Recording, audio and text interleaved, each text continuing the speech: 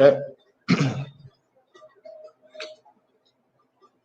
Hey, everybody. For those of you who are just joining, or for those of you who are already here and pending, I'm not sure if there's anybody in this room yet, but I'm going to be covering over my new program and really trying to dive into that and give you guys a good explanation of who I am, what I'm doing, what it's all about.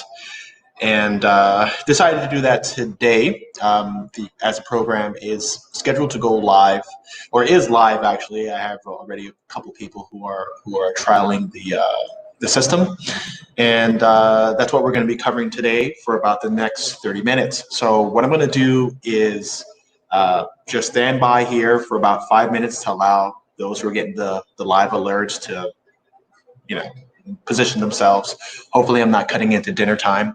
I have 3 feeds going.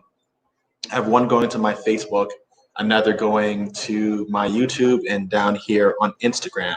So you're going to see me mostly focusing on my computer camera, just because that's feeding to YouTube, and that's where my largest audience is. Sorry, Instagram. But I'm trying to broadcast both things and answer questions in both places. So far I have 5 people tuned in from the Facebook and YouTube feed. We're giving about 2 more minutes to 7:05 for a few other people to load up, just so I'm not talking to myself. And we'll get started. So, hello to everybody. I see Blackbeard Gent. Saint Fleur. Is that Saint Flonor? Randy, what's up? So I'm just waiting for a few more people to join in, just so we can have as productive of a conversation as possible. If you guys on Instagram or whoever is here now didn't catch the very beginning, we're going to be talking about my new program that has just launched, which is focused on trying to get you guys to make as much passive income as possible through one of the best ways that I know how. So we're going to be diving deep into that, going back into my backstory, how I got involved in real estate investing, my outlook on the current market, and what you guys should be doing really to focus yourselves and get yourselves to a better position financially, so that you're able to pursue more of the things that you love rather than, of course, working for the man. So we got about 1 more minute, and I'm going to get started.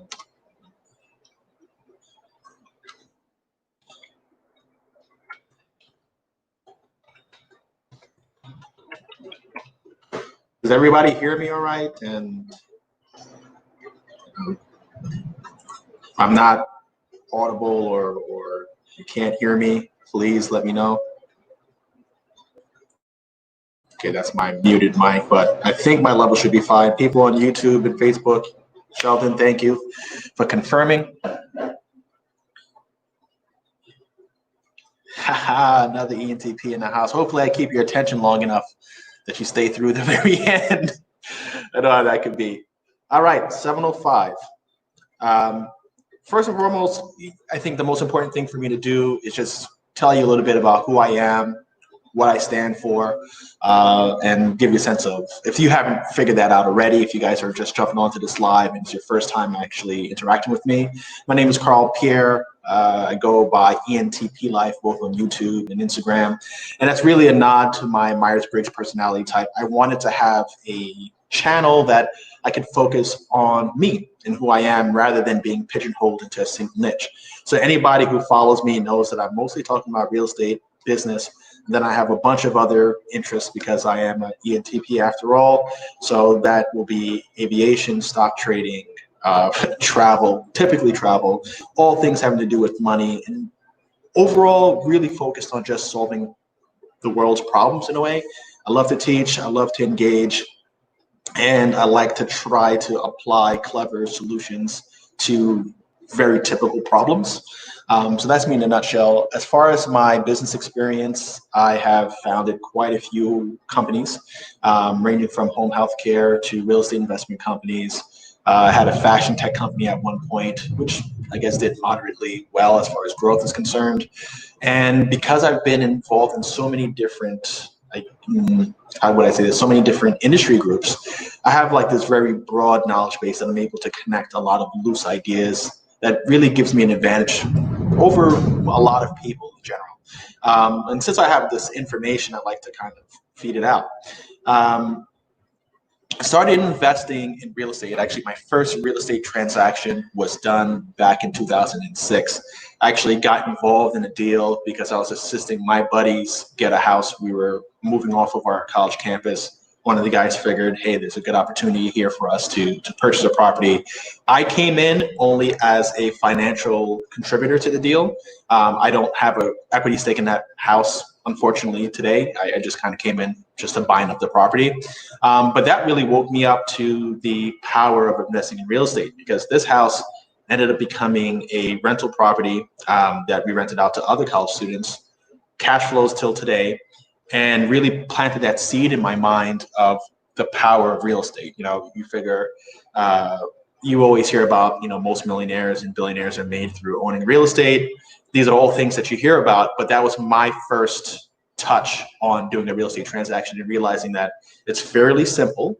It's not that complex. And if you apply the right tools and tactics to this craft, you can make a lot of money over, you know, the duration of time. It's not a get rich quick sort of industry, because things actually move kind of slow in real estate compared to like stock trading, for instance. And those flickers are lightning in the background, so please excuse that. What I'm going to do, what I'm going to do is go through my information and then open up for questions at each phase, right? So right now I'm just going to talk about who I am and how I got involved in real estate. And then I'll have a few questions and then I'll move into the next section. And in all, I think we're going to be here for about 30 minutes to 45 minutes, I hope. So essentially, when I got into real estate, or I got hip to real estate, I realized that it's something that moves fairly slowly. But if you're involved and, you know, progressively adding to your portfolio, those numbers add up very quickly. The numbers get big fairly quickly. At present, I own and control just a little over $15 million in real estate.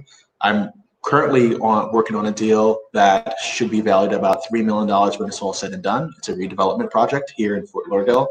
And my goal for this year before the pandemic hit was to add another $15 million in real estate, which was, you know, estimating to add about $1.5 million worth of real estate to my portfolio every single month.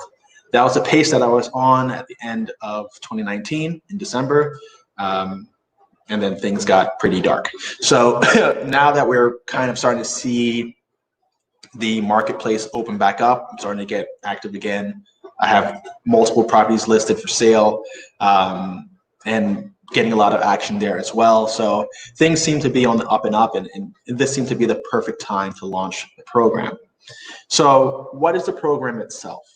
But before we get into what the program is itself, I just want anybody who has any questions so far, if there's any questions before I move on, to ask them now about if there's anything you want to know about me before I start talking about this investment program and the opportunity that exists for those who are watching.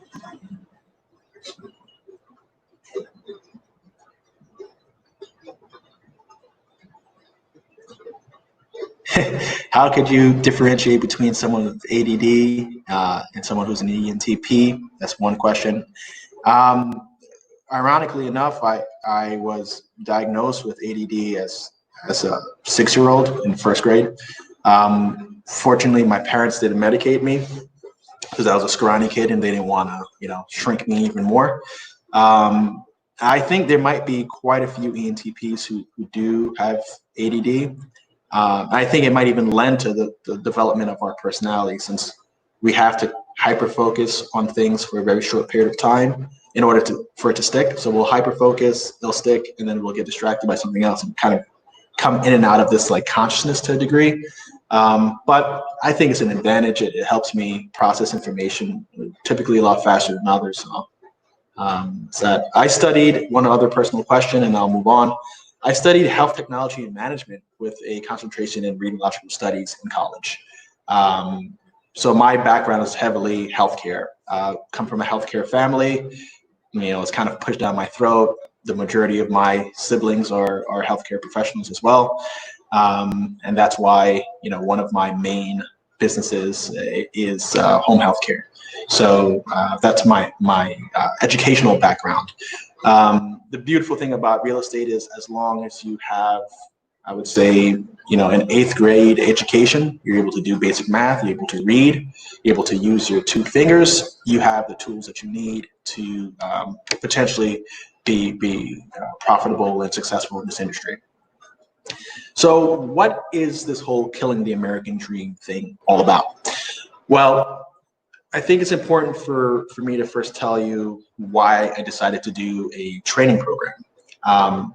The training program is not a money grab. It's actually a way for me to grow my influence, right, by teaching other people. It's a way for me to grow my network, and it's a way for me to train people into my style of investing in real estate so that I can potentially tap those people in new markets that I'm trying to get into, as well as tap those people for future deals as they find success financially. The idea was born from an experience that I had going to one of those Flip That House conferences or seminars.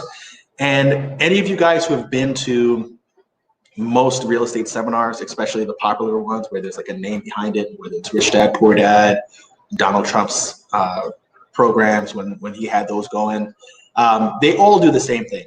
They get you excited and then they sell you.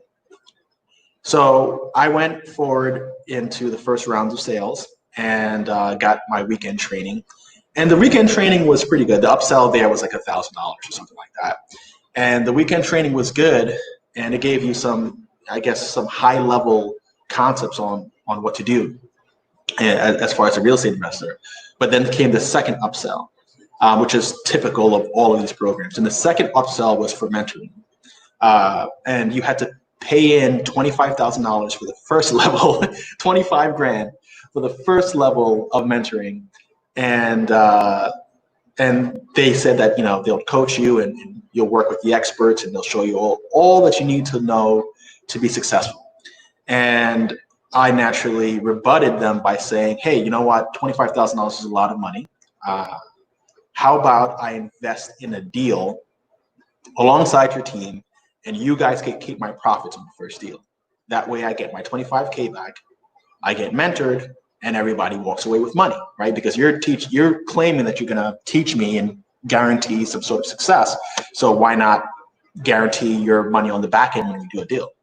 Of course, they didn't like that, and I realized, these guys are full of it. And I told myself at that point, if ever I find myself in a position where I'm going to be a teacher, then I would craft this course this way. Prior to doing the Killing the American Dream program, I did some meetup trainings. I worked with people. I had this real estate 101 course where people came to my office in New York City and we talked about real estate for a few weeks in a row. And there I also learned something pretty interesting, is that most people are interested in real estate, but they're extremely afraid. They're afraid because they don't think they know what they're doing. They're just slow movers in a way. Like they're the type that kind of suffer from analysis paralysis. They just keep looking and looking. A lot of them are undercapitalized or just flat out lack the focus to get going. And I saw this same trend in a lot of my peers. Some of my friends come from a background where their parents aren't real estate owners. No one in their family has owned real estate. So when someone comes in and says, hey, you could be a real estate investor, they automatically have all the rebuttals of, no, it's not possible for me. People like me don't get ahead. Don't you need to be rich? All the, the reasons not to get involved. And, those are two things that I saw in common. So I was like, you know what? I need to kind of get to a point where I could handhold people and at the same time give them the necessary information that they need to move forward.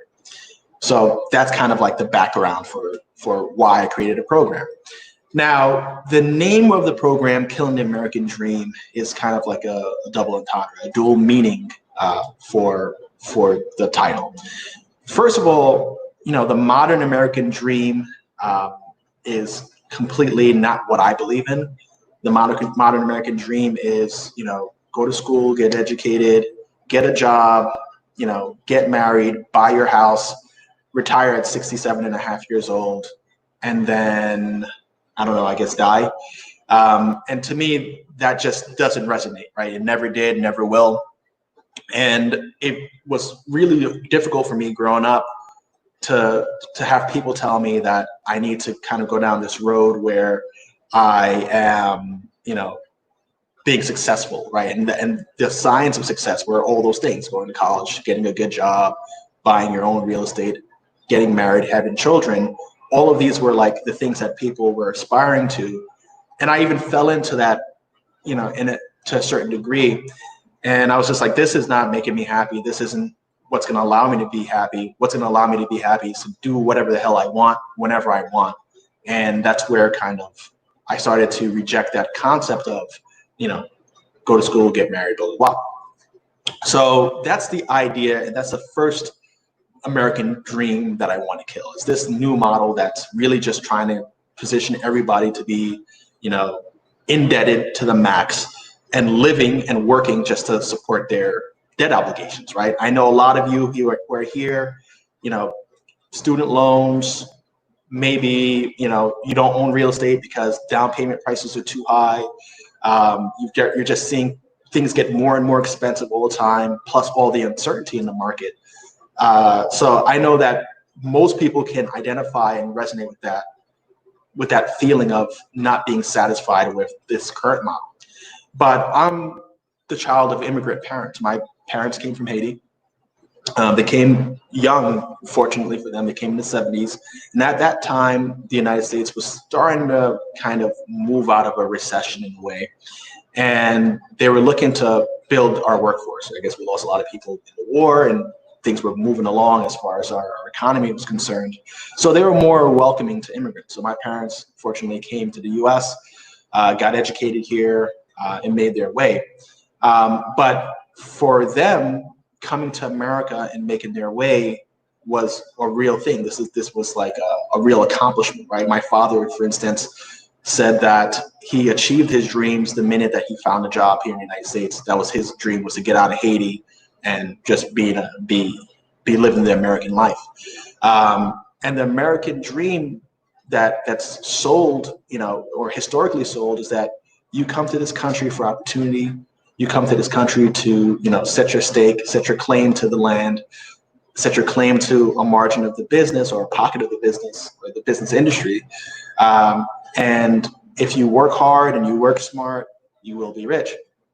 So I want people to kind of retool their mindset so that they're killing in a positive way that version of the American dream, where they're still out there trying to set their stake, trying to get ahead, and really allowing themselves to flourish with, the right capitalist mentality.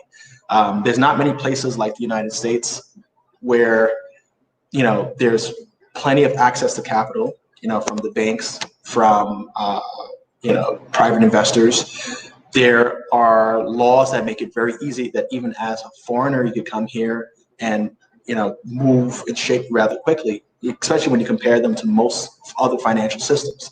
So we have a very unique situation here. Another thing that's unique about the United States is that property values and rents are fairly high.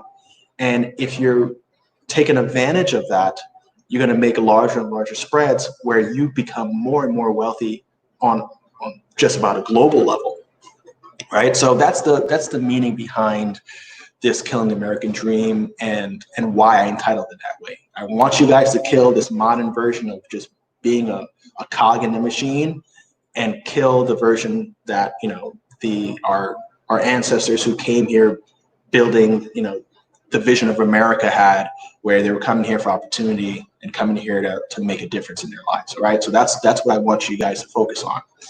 Now, the program is structured. It's actually really involved. It is 14 lessons, about 15 hours of how to invest in real estate. It starts out from the very basic beginning point, and what I believe to be the beginning point, which is assembling your team. That's lesson number one.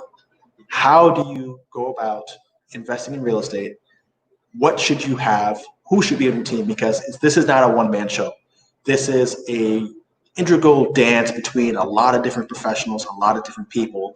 And if you're going to be successful, you're going to need to have a team that understands what they're doing and can advise you on what's good and what's bad. Okay. And then it goes into each step and progresses you through the process of being fully educated while doing practical exercises that will reinforce the skills or reinforce what's being taught. Okay. So that way, when you are making offers and you are starting to make progress in your journey, that you're just drawing from your exercises. Okay. So I model this after what it's really like to go through the process and what my process has been. And I condensed, years of experience down to 15 hours. All right. You're going to learn how to analyze deals the right way.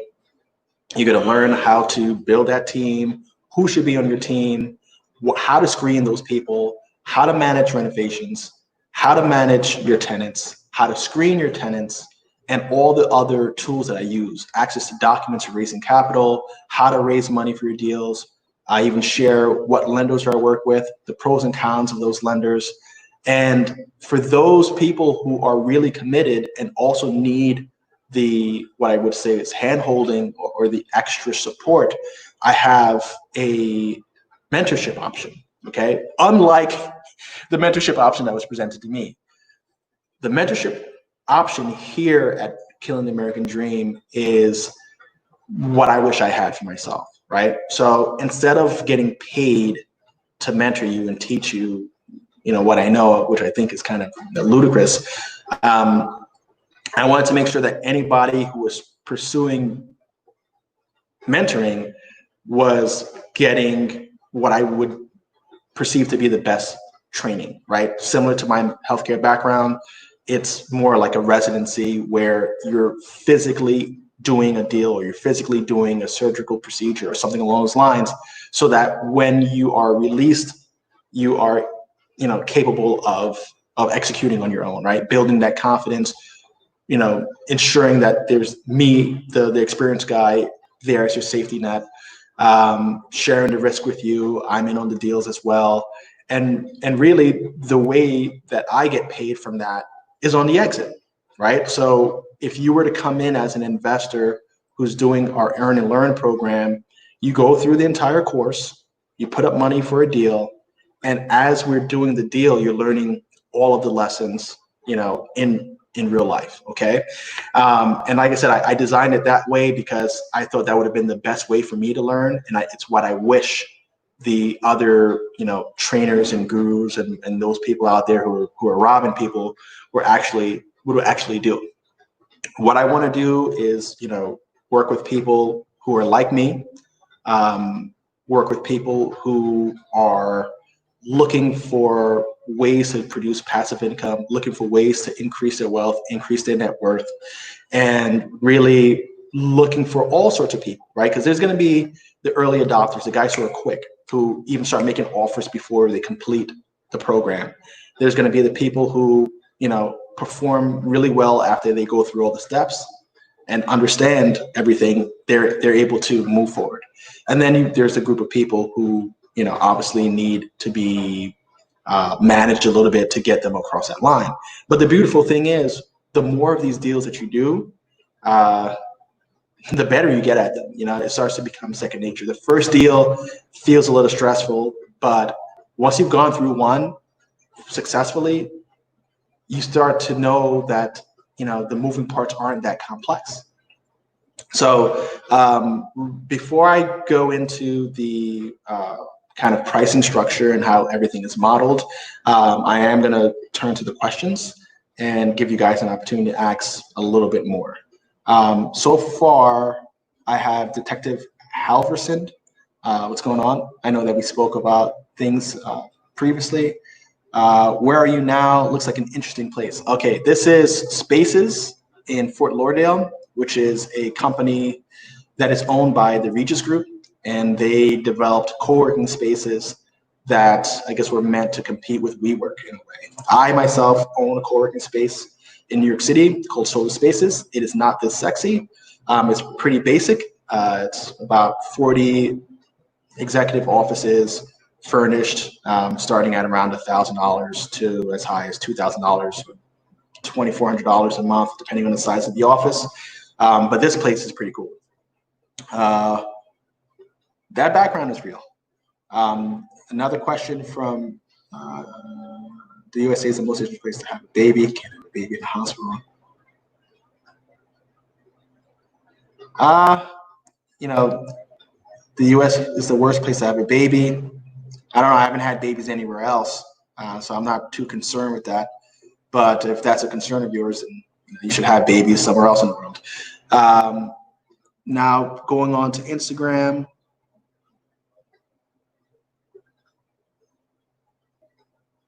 Let's see if there's any questions here. Hugh Hefner lived the true American dream. He did in many ways and lived a long life. Okay, so there's actually no more questions from both Instagram or YouTube or Facebook. So we're in good shape to continue moving forward. So to explain to you what is the pricing structure for the program, it is super simple. I created 3 tiers, and the very first tier is a monthly subscription, super cheap, $97 a month. That's $3 a day. If you just kind of try to bang it out, one lesson after the other, I think the average person may get through the course in about 2 to 3 months, just because some of the lessons are involved and will take time. You're going to be interviewing contractors, you're going to be interviewing, the members of your team. That takes time. Other lessons and assignments, can be completed in like 3 hours, 2 hours in a single day. So I would say the average person could complete the program in about 2 to 3 months, but we have this entry price point of $97 a month. That way you could see the program, see if it's for you. We do have a money back guarantee. Within 30 days, if you finish the first half of the course and you're dissatisfied, then you get a refund. I don't dip into the membership money. I don't really need the membership money. So, once it's the 30 days has elapsed, then that money gets kind of committed to the earned income pot. Before then, it just kind of sits in the account until, you guys realize whether it's for you or not. And the last thing I want is people talking bad on me, saying that my course is trash or whatever. I know it's not, but I'd rather give you your money back than deal with, negativity. It's just not for me. The second pricing option is a lifetime membership option, and this will give you exposure to whatever other courses I put out. Right now, the Killing the American Dream program focuses on 1 to 4 family real estate investing. I may do a course on co-working spaces, so you could set something like this up. I may do a course on multifamily, which is 5 units and more. And I may do courses on all kinds of things. So as my interest changed and as my focus changed and I decided to do more robust courses like this one, I'll add it under the ENTP Life banner, and those who buy into everything. Okay, so it's a one-time fee of $2,000. And I know some people are rolling their eyes saying that's a lot, but I'm going to explain that number in just a second. But it's $2,000 and it gives you access to everything. Okay, you don't have to worry about managing a monthly membership or anything like that. It's actually the same level of access as the $97 program, except you have exposure to future courses, and that's it. Now, the reason I added that $2,000 one is because I went to a seminar that was called the National Grant Conference. And at the National Grant Conference, I bought into a $2,000 program. They sold me a book. Listen to this. They sold me a book with every state and federal loan and grant program in the United States. And in this book, I came across the FHA 203K loan program, and this was in 2008, okay, fall 2008. Obama just got elected. They were doing the first-time home buyer credit in 2009. They were trying to stimulate the housing market in that way. But in that book, I found this program, and I used it in March 2009 to buy a property. All right. Now that property I still own to today. It's up over $150,000 in equity.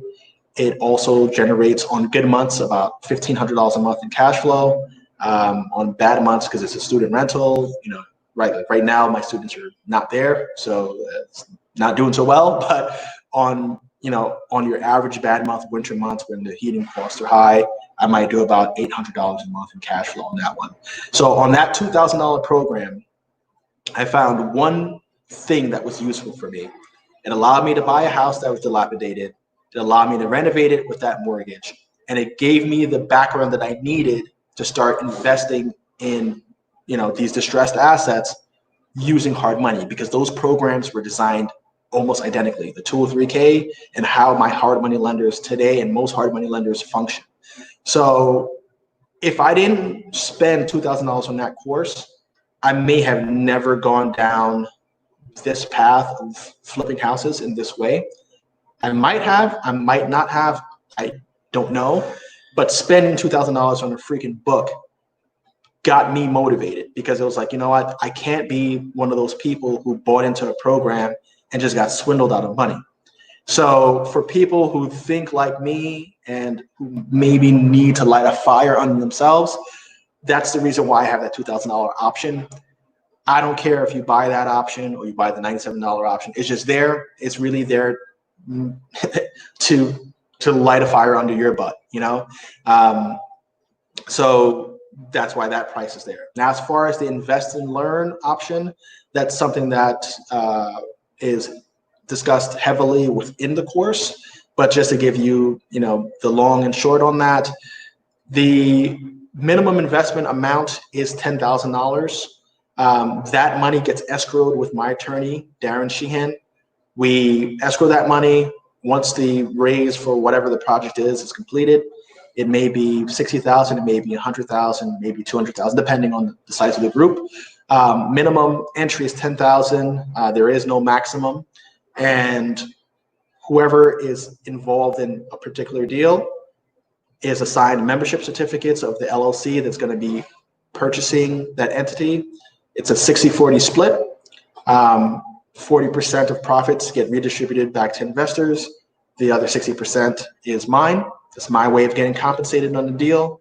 You guys get compensated on the deal as well, as long as everything kind of pans out. What does that look like? So let's just say it was a $100,000 deal. And I raised $25,000 from 4 people. They came in to that particular property to do the invest and learn. We make our offers together. We pick out, how we're going to finish the house, go through the logic of that, manage the renovation, list a property for sale. That property sells for $150,000, right? What happens to the $50,000 profit? Let's just use square numbers, not including fees and all that stuff. We take that $50,000 and we split it, 30K to me, 20K to the investors. 30K to me, 20K to the investors. It says it's split 4 ways. They're going to each get $5,000, right, as a return on their investment. So they got the education, they got their initial money back, and a little bit of a profit. And from there, we can roll over and do more deals, or they, in theory, should be ready to go out on their own while getting paid to participate. Okay, like I said, the purpose of this program for me was to build my network, grow my influence, and eventually develop future investors to tackle bigger and bigger deals with me. All right, so it's almost like me developing my own investor pool while developing talent and while developing people so that they themselves can kill the American dream. And that's pretty much, the way that it works. Now, if you guys are interested in signing up for that program, I do have a link in the description, which is www.entplife.com/killing the American dream with a bunch of hyphens in between it. So you should see that in the description. I do have, for those of you who make it obviously to the end, I have a promotion, and that promotion is only running for, I think, 3 more days for early adopters. The discount code is early. So whatever level of membership you're buying, whether it's $97 or the $2,000 plan, the discount code is early. All right. So that's only going to be in effect for a few more days. And I'm probably not going to do any other discounts because it's already cheap as it is. But I want to test that discount code, see if it makes a difference. You know, who knows? Now, aside from that, I don't think I'm announcing anything else. Actually, tomorrow on ENTP Life on YouTube, I'm going to be doing a introduction to investing in the stock market. That's something that my subscriber base has said that they're interested in. I've been trading now since 2009. So I'll be covering, you know, kind of market investing like 101. That's probably going to be about a 7-part series, free on YouTube. You know, like I said, most of the things that I share, I don't charge for. I only charge for direct consulting. Like when I'm doing things outside of YouTube, I charge for that. And for this course, I'm charging for just for hosting and management and that sort of thing. What else is there? I don't think there's any other housekeeping items for me. So at this point, I'm just going to open the floor for questions related to real estate and this particular program. And we'll probably do that for about another 10 minutes or so. And anybody who does have questions, I'm here to answer them. Okay, so Chill Mill on Instagram said this was called FHA, FHO loans. No, it's called FHA. I believe it stands for the Federal Housing Authority. 203K. What's cool about that program, and if you go to my YouTube channel, I talk about it quite a bit, but the FHA 203K loan program is one of the very few, insured mortgages, government insured mortgages that allow you to buy a house that is not livable and borrow the money that you need to renovate the house before you move in. So it allows the general public really to get the same options as investors get. So you're able to get this distressed house at a discount, renovate it to your liking, take care of things that you know may be an issue, boiler, roof, all the big ticket items that might crush a homeowner when they own a home. You get to, you know, design your house the way that you want it, minus luxury items. Like I don't think you could use it for a pool or anything like that. But it's a really cool program because it allows you to buy a 1 to 4 family house, distressed, with only 3.5% down and a mediocre credit score. I think right now it's at the mid 6s because of the uncertainty due to the pandemic, but it used to be as low as 620. But I think now it's like 650 or 680 is the cutoff. But it's a great introductory program if you're doing your first deal. 3.5% down to own a 4-family house is, I think, pretty awesome. Okay, Detective Haverson. Yes, I have one child that I know of. I have a little girl, and she is 1 year old, an adorable little girl. What is your Instagram handle? You know, good question. I believe it's ENTP_life.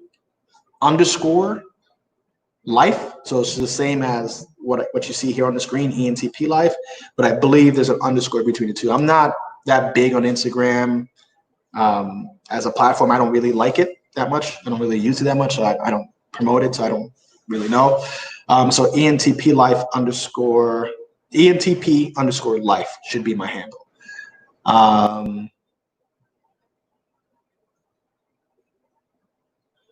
Paul Orozco. Paul Orozco. Okay, Paul. The end projects will most likely be in the 2 markets that I'm present in. So that's like the New York City and surrounding suburbs, about 100 miles out. So that's New York City up into Orange County, Rockland County, Putnam County, then out into Suffolk and Nassau, and then out west into like northern New Jersey is my main area in New York. And now that I'm down here in Fort Lauderdale, I'm putting together my team here, and I am currently doing a project in Fort Lauderdale, and we'll continue to do projects in Fort Lauderdale, Miami, and I'm looking to set up a partnership in Orlando to do some ground up development with a guy named Orlando. So that would be where I'm focusing as far as the investments are concerned. So if you're in those markets, it's even better because you could actually visit the construction sites, et cetera, and that's really a good way to learn. Depending on which project is underway, you'll either be meeting with me on site or with one of my project managers if it's in a different city from where I'm physically at on that day, and they'll be walking you through and kind of teaching you what to look for and what's happened. As far as other markets that I'm interested in, I'm kind of interested in every landlord-friendly state. And I'm very interested in states that don't have any state tax. That's why I'm down here in Florida. And the cool thing about this program is that multiple people are there from all cities. And the larger my activity in my community is, the more likely I am to kind of take a chance in another city, because we teach you how to focus on properties in your local market. I think that makes the most sense. To invest in your local market if you're going to be going at it alone, because the neighborhood, where it gets good, where it gets bad, where the transition's happening. So I highly recommend that you start in your own neighborhood. But if I see that you're getting it, or you're an Invest and Learn member, and you found a deal that was really good, that you wanted to invest in, and you needed a partner on the deal, I'm always down, because there's going to be people who take this course who are just as good or even better than me, or will become better than me in this game, right? There's no question about that.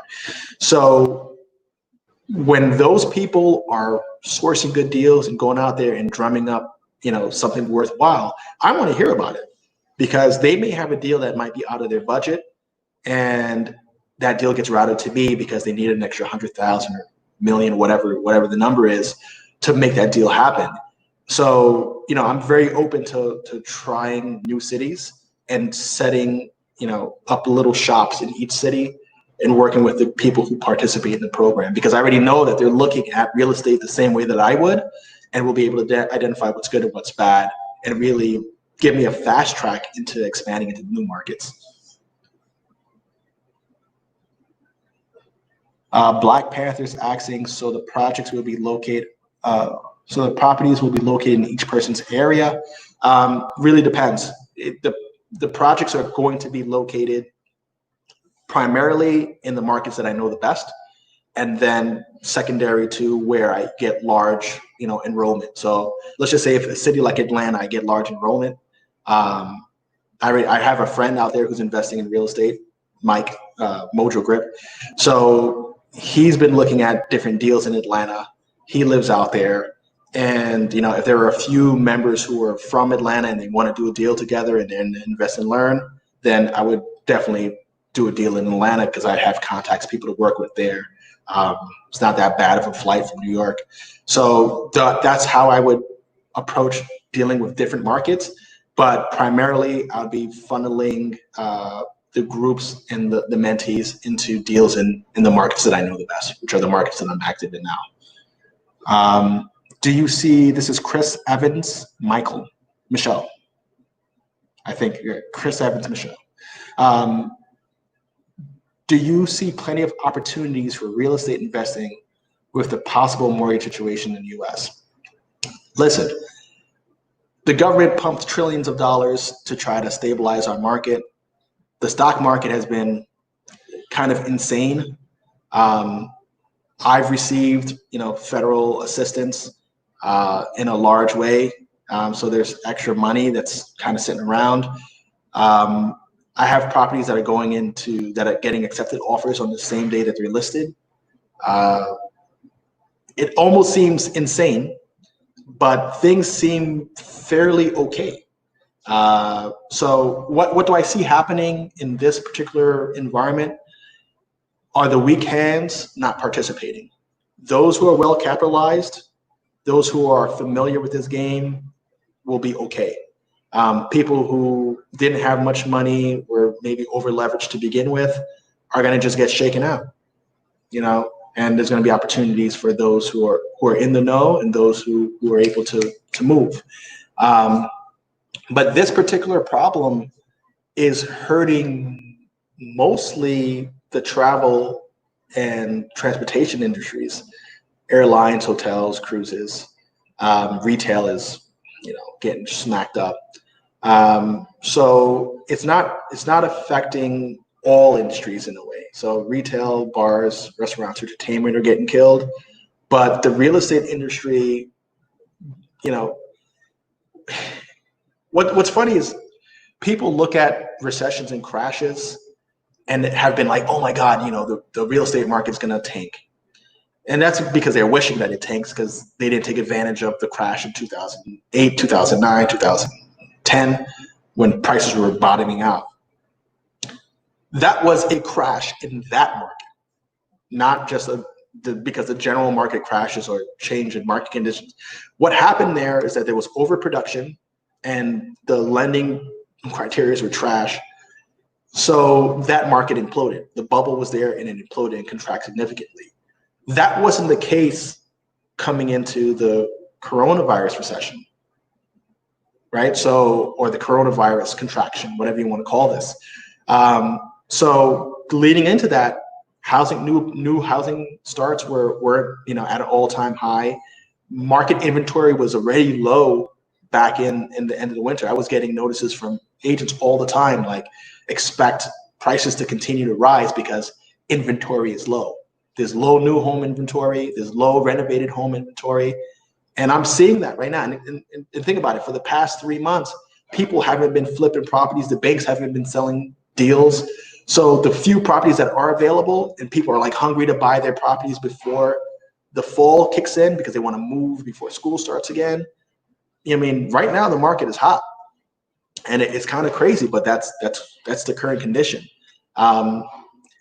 The banks are coming back, like the banks froze lending for, you know, just to figure out what was going on, and their appetite is back in. They're starting to reintroduce programs.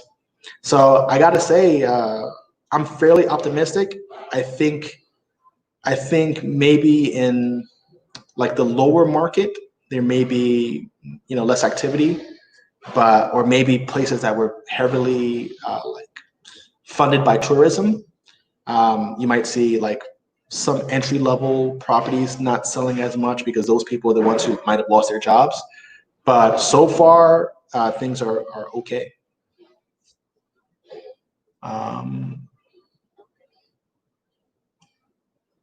Let me see. Is this only for fix and flip or buy and hold? Okay, so KJ asked that. So KJ, the invest and learn option is right now focused on buy, fix and flips. That way we get you recapitalized with your investment amount and that profit distribution to you. As long as we turn a profit on the deal. You know, not every deal is profitable. I would say maybe 85% of them are. Some deals, you know, are not good, but they're not total losses, right? So if there was a deal that for whatever reason didn't produce much money or took a small loss, it happens, but it wouldn't be like your entire investment gets wiped out. Maybe 10-15% haircut on what you put in. For the experience, I would say that's even worth more than the profit, because you'd learn what makes a deal kind of fall apart. It's shared risk in that way. But I'm going off tangent. Okay, so it's for fix and flips, because like I said, once we exit, you get recapitalized, maybe move into the next deal. If I take on people for my typical buy and hold projects, especially for a family, there's just not enough money to keep managing the other investors. I would probably do a deal, let's just say one fix and flip, come into a buy and hold. But in that second scenario, I would most likely teach the strategy of like raising money through promissory notes, where you're giving an interest payment to the investor, right? So you, as the investors in the Invest and Learn program, you would get an interest rate payment that would probably be better for me than going to my hard money lenders. That way you earn on the deal, but I'll cash you out in a refinance, right? So you wouldn't maintain your position. You wouldn't have a position in the particular property, but you would be present for the same exact thing.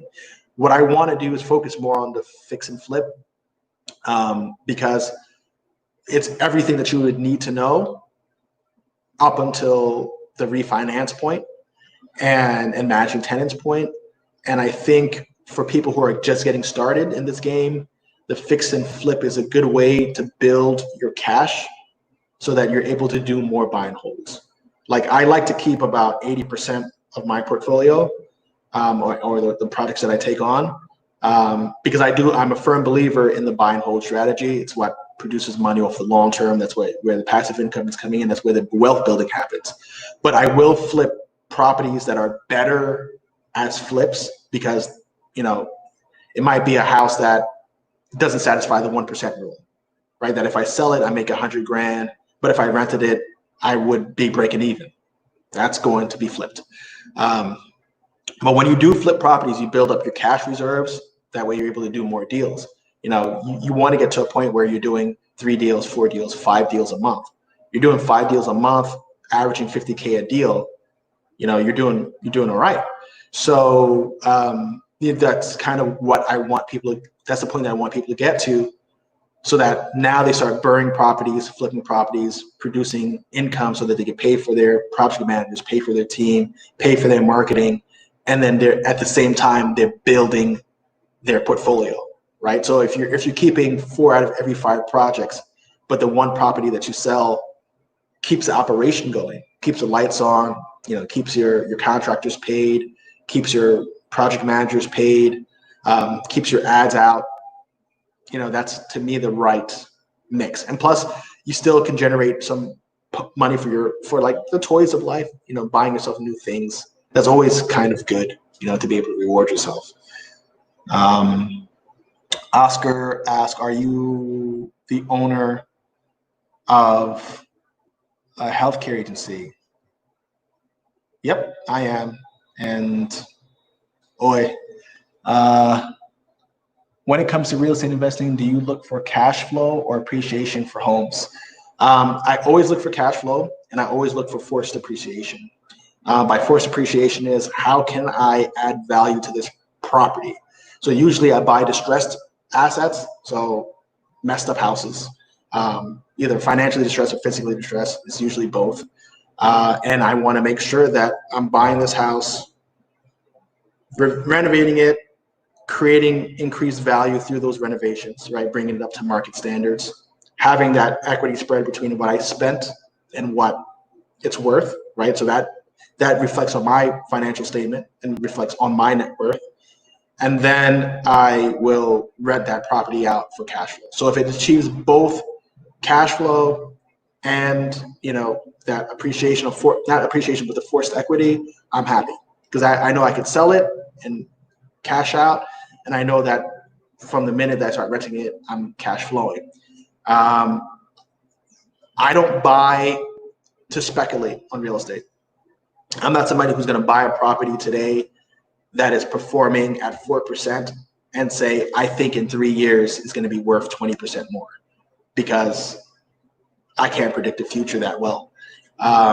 So I don't, without me getting the property at a discount and having a nice equity cushion there, I don't do the deal.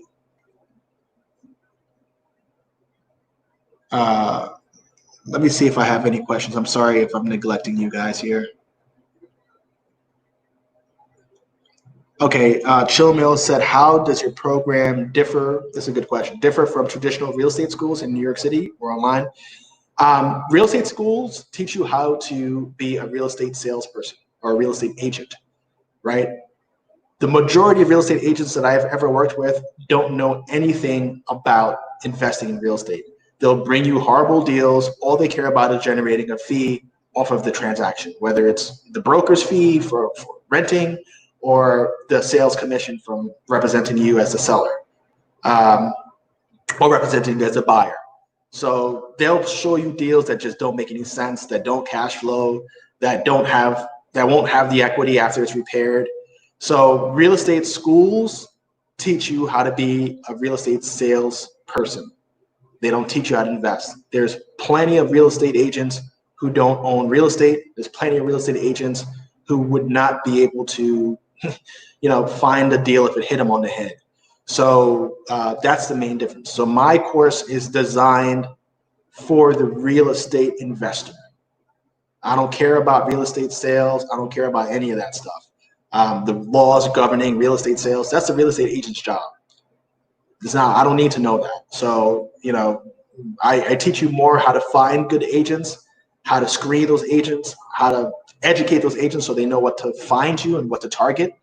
So that's the main difference.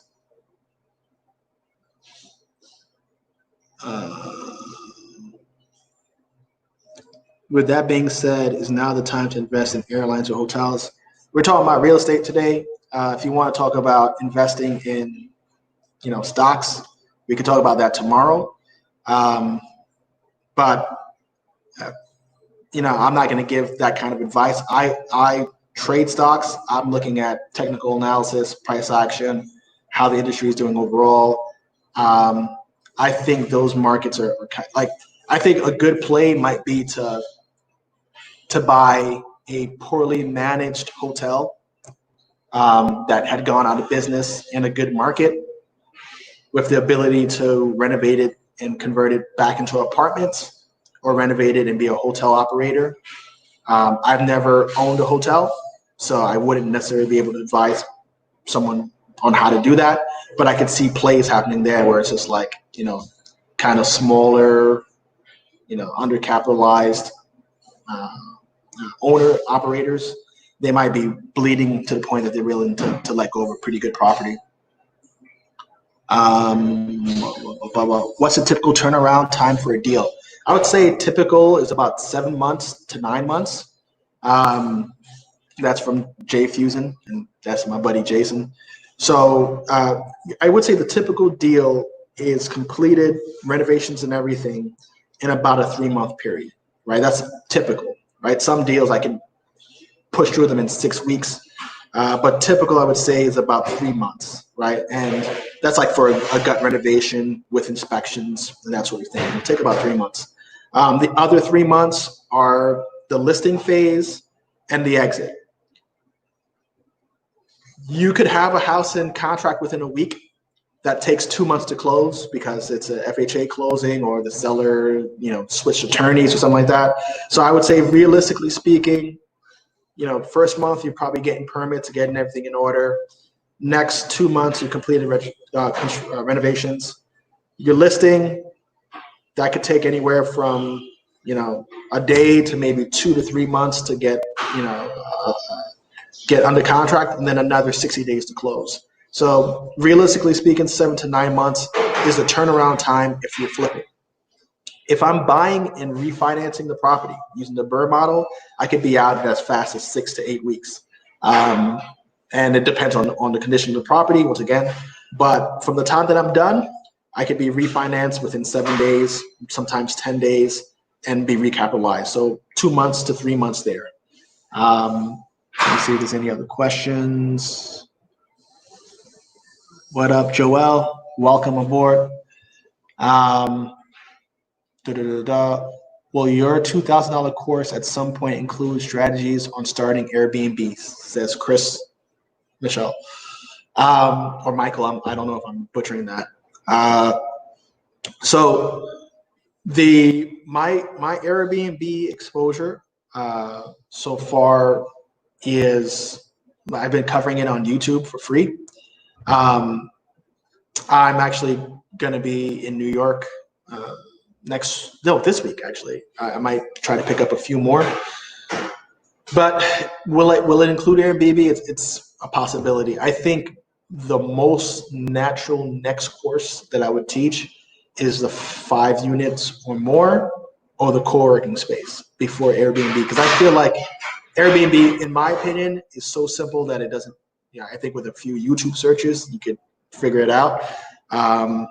It's not that complicated. It's a pure rent-to-rent strategy, or if you own a property, you just decorate it, take some pictures, and you're good to go. Oh man.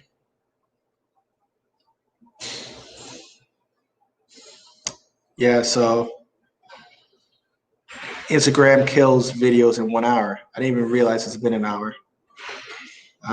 Yeah, for those of you who didn't see the entire sequence, just know that I'm promoting my real estate investing program, where I'm teaching you how to invest in real estate step by step, 15 hours of straight line content. It's not me pulling crap from all over the place. This is exclusive content, not found on my channel. My channel is a good supplement to this course, but this is purely step by step how to do what I'm doing. Let me see, post this.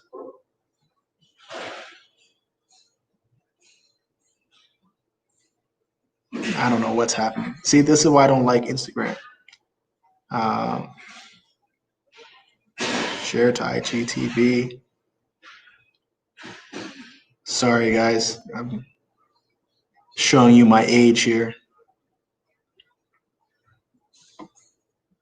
KTAD. Okay, so I'll probably open up my live again just to close out. Sorry, everybody. And I'm live again. Sorry, Instagram has that thing that it does. So the next question is from So Special. Do you purchase at auction, or do you prefer purchasing at a set price? I prefer purchasing at set prices. So I get most of my deals are listed deals or off-market deals from wholesalers that I build a relationship with. Sometimes I get deals that are not listed because of the agent relationships that I have. They may have something that is kind of funky, and they're not sure if they could sell it on the public market because they know there's not that many people that would be interested in it. So they might bring it to me if I've done a deal with them in the past. I also source deals independently. And what else is another deal source? That's inside the course. I got a few in there, but different relationships that I spur up, I'll get my properties. The auctions, I like I said, one of my main functions is home healthcare. So during normal business hours, for the most part, my mind is on that. So that's where a big chunk of revenue comes in for me. So I can't be in the courthouse, or I can't be at an auction. Sometimes properties that are on the list get pushed to another day. So ideally, the short answer is I don't really buy that many auction properties. Long answer is what I just gave you. Next question, am I currently in the US? Yes, I am. What if there was a huge crash? Rumors only. If there's a huge crash, everybody's screwed. And I hope that I'm in a better position than them. So I don't really get too worried about crashes because they're kind of a normal thing. So crashes don't concern me. I think the thing that I do to protect myself against crashes is just making sure that I'm buying at good prices, right? So in your typical market correction, you're looking at 15 to 30% pullbacks in the value of assets. So I usually abide by a rule where I don't go past 70%, and that's for two reasons. One, so I can survive the correction and not be underwater. And the second reason that I do that is because a lot of lenders are now lending up to 75% loan to value. So if I'm in at 70%, that means I could do my cash out refinance, get all my money back, and cover my fees at the 75% mark. So that's my way of kind of hedging against the risk involved of market corrections and changes and crashes and that sort of thing. But I don't really get too crazy about that.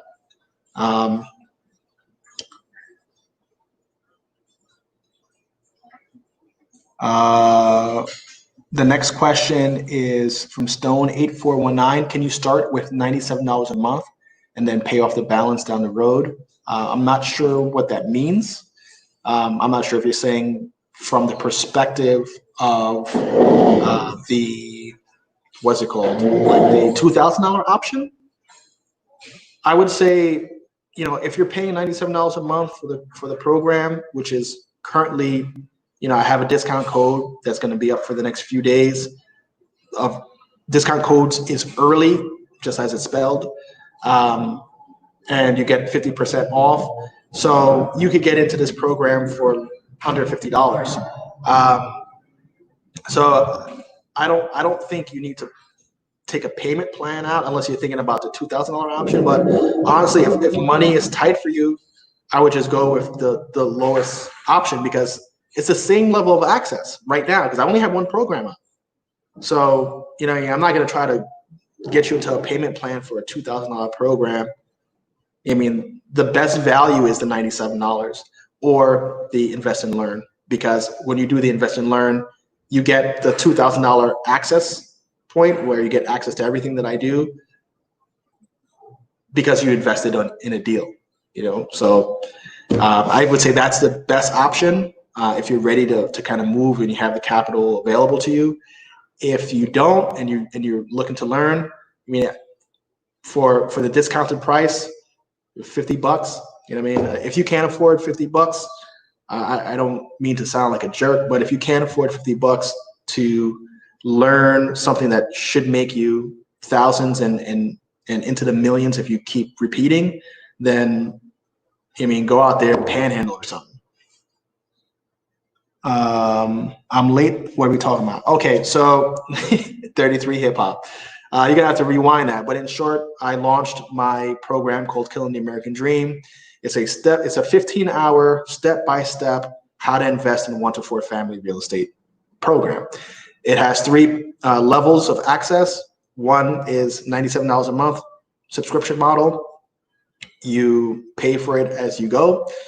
$2,000 model that gives you lifetime access, so it's not a monthly payment, and that gives you access to any other program that I put out in the future, whether it's 5 family and up, commercial real estate, co-working space. Somebody's asking for Airbnb, so maybe one day Airbnb, whatever I put out there. So it really depends on you and what you can afford. And the third option is the Invest and Learn program. That's a minimum investment amount of $10,000. And on top of that, I screen those people because I don't want you giving me your last $10,000 and harassing me when coronavirus part 2 hits. I don't want you in a deal if you can't handle having your money tied up. That's just from personal experience. I don't like dealing with people like that. So I will kind of scrub who's getting involved because, I don't necessarily need the money. It's great to have more capital available to me because I do more deals. It's just a volume thing. But the last thing I need is another headache. So, the people that are pulled into the Invest and Learn have to be in better financial positions, have to have a different relationship with money. I don't want you, taking your only $10,000 and investing it in this. I would recommend against that. What did you study in college, and how did your inferior C influence your experience? I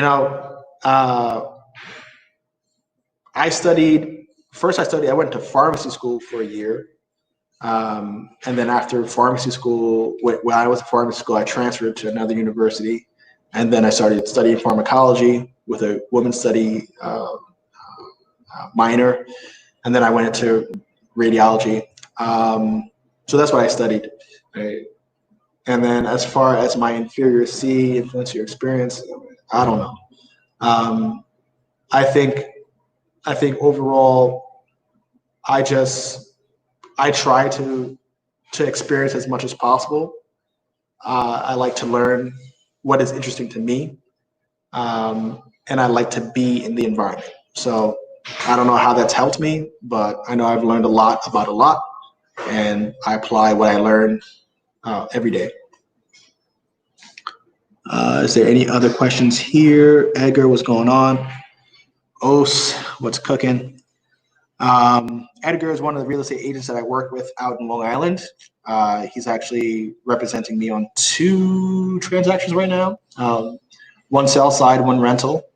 So thanks for tuning in.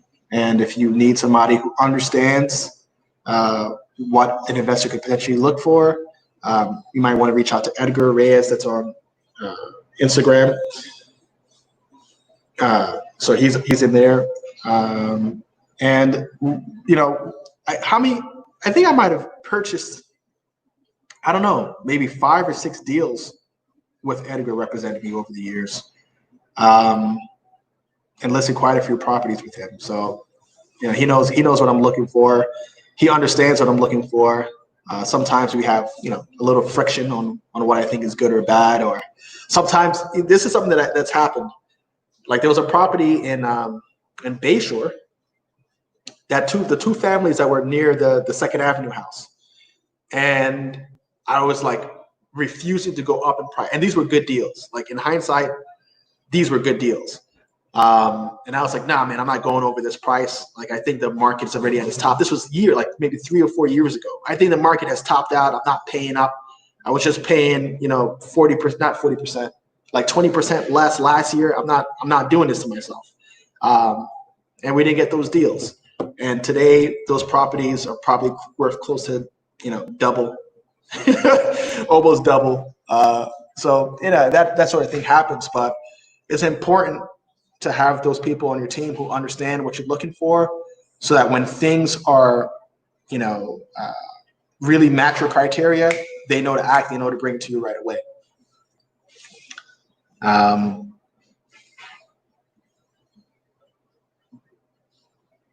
You asking me for vaccine recommended? Yes, take vaccines, man. They work. So if a vaccine came out for COVID, I'll take it just so I can move on with my life. If I turn into a zombie, then whatever. Have you done any investing in Detroit? What do you think about that market? I haven't done any investing in Detroit. I think the properties are cheap. I know that the tenancy laws are in the favor of the landlord out in Michigan. I think what's cool about Detroit is that there's a lot of inventory, and this is something that I like. When inventory is cheaper to buy and renovate than the new construction cost, I like those situations because you're inherently getting something under market value. In order to replace that product, let's just say it's a 2,000 square foot house in Detroit that you bought at $40 per square foot. There's no way you're building a new construction at that price in Detroit. So if you're in the right neighborhoods that are still alive, and you're getting properties at, you know, a discount to replacement cost, I always think it's a go. And I think what's another thing that's cool about Detroit or even other like cities that have gotten really hurt in the United States is that rents are still kind of high, right? Like, let's just say you got a house for, you know, all in $50,000 in Detroit that you could rent out for $800. I don't know the numbers, but let's just say it was that. You're doing like, you know, close to 15% a year on that investment. So, you know, I know I'm not getting 15% on my cash sitting around in the bank. So I'm not opposed to Detroit. I think the only things about Detroit that I dislike is the cold. And, you know, in cold markets, when you're buying properties that have been vacant, you could always expect the plumbing to be shot. So it's always going to drive your renovations cost a bit. But like down here in warm markets, you're not going to have that problem, right? There's going to be no frozen pipe damage that, you know, dries up your renovations cost by like 8 to 15K. So where Donna Rousey asks, where do I get my money from for your deals? From anywhere I could get it. I will raise money from friends and family. I will raise money from investment clubs. I will raise money from strangers. I will raise money from people in this course. I get money from hard money lenders. I get money from traditional lenders. I get money from, any source possible. I get money from my other businesses that are profitable. Um, and I take that money and then invest it in real estate over and over and over again. So I think one of the things that we teach in this course is kind of how to approach getting money. And I think if you're going to raise money or even get money from a hard money lender, you need to have the education. Because, for example, my hard money lenders, when you contact them and you're like, hey, I got this deal, they grill you and they interview you to see if you understand what the hell you're talking about, right? Because at the end of the day, they're investing their money, or the lenders have investors, right? Let me repeat that. Lenders have investors, and they need to do what's in the best interest of the investors, because if they lose those investors or don't return a profit for those investors, they have no fund. Okay, so they want to make sure you know what you're doing.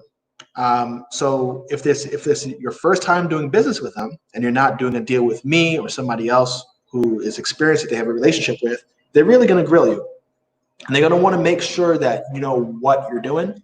So you absolutely, bright lights. You absolutely need to know what you're doing, the language of the industry, how to perceive a deal, the what if scenarios, because they're going to ask you kind of like, well, what are you going to do if you don't sell the house in 12 months? What's your alternate exit? And you're like, I guess I'm going to move in. They're going to say, well, we don't fund deals like that. So I think to answer that question, I will get capital from any source possible, and I teach you all of the sources that I know are viable sources. Ultimately, you're going to need education. You're going to need to know what you're talking about. After education, you're going to need a track record. The people who are going to invest money with you or give you money when you're just, starting out are people who love you, are people who trust you for being a good person, a smart person. They're going to be the first people to finance your deals. After that, after you had some success and you know what the hell you're talking about, then you can start going to strangers, because now the performance of your past is what you're using to be, I guess, a salesman. Like, I've done 5 deals in the last year. Average return on investments 33%. If you come in as an investor, we split it 50-50, 60-40, whatever the spread is that you're going to use. These are for the last 5 deals. These are the next 3 deals I'm looking at. I have this house under contract. This deal is ready to go. I need 60 grand. Are you in? And that's the conversation becomes different at that point, because they know you know what you're talking about, and they may have the money to finance you. Also, people who are your friends and family who weren't believers in the past will come around and see you doing better and better each time, and all of a sudden they may have some money for you, right? When they see that there's a horse to ride and make some money on, they come back around. So that's usually the cycle. But there's plenty. Don't ever get it twisted. People who have money have a big problem on their hands, which is competing with inflation. Banks giving 1% or 0.1%. And you see that the government just printed more money, so food costs are going up. Fortunately, gas isn't, struggling too much, and that's the vacuum. So I'm probably going to cut out soon. But the main thing is that people who have money do not want their money losing value against time, right? So money is always looking to be. People with money are smarter than people without money, typically, as far as understanding how money works is concerned.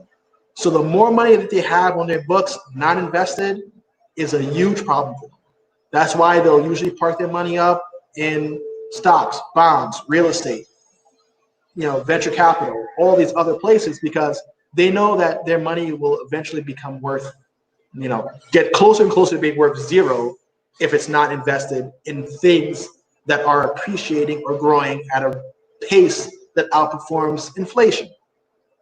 If inflation averages 3 to 4% a year and the stock market averages 7 to 10%, depending on what cycle you're looking at, obviously it makes sense to just park your money in real estate in some index funds rather than it being in your bank account, because at least that's going to outperform inflation. Same thing with real estate. If you're investing in properties that are doing 7, 8% a year in cash flow, makes more sense to be in that than it does to be in, cash. So, money, smart money has a problem, and that problem is where to deploy their smart money. So that's it for the questions. Vacuum is on. It's going to get too loud to make sense of this. Thank you for joining me here. Remember, you can register at entplife.com.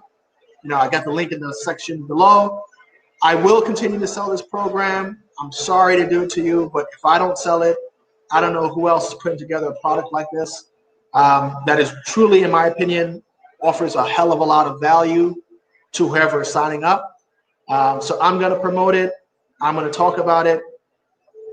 Expect to see more and more of this on my channel. Until the next time, which is tomorrow, 7 p.m., I'm going to be talking about stock trading, investing, that sort of thing. Actually, all this week, I have a new video coming out every day of the week. And that's it. Thank you again. Later. Out of here.